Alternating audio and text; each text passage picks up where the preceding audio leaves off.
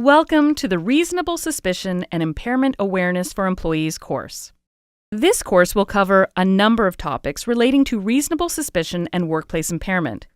The modules in this course include the characteristics of the modern workforce and how this impacts substance use trends, what to be aware of in your company drug and alcohol policy, when drug and alcohol testing is used and why, how to document reasonable suspicion, signs and symptoms of drug and alcohol use, tips on accommodating prescription drug use. What is reasonable suspicion training and why is it important? Reasonable suspicion training is important for both employers and employees. It assists in reducing the risk of impairment on the worksite. Employers and employees alike have obligations to provide safe and productive workplaces.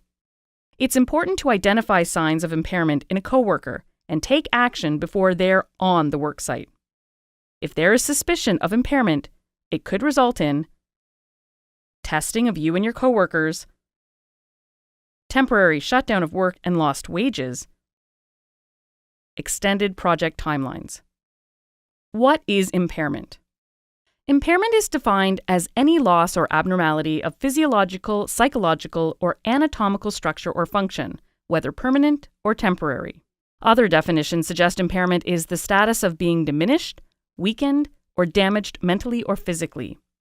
When taken in the context of the worksite, any worker who is using a substance that reduces performance, diminishes cognition and reaction times, and impacts safety may be considered impaired. We must manage this risk by recognizing the hazards and putting comprehensive systems in place to reduce the potential of impairment due to drugs and alcohol.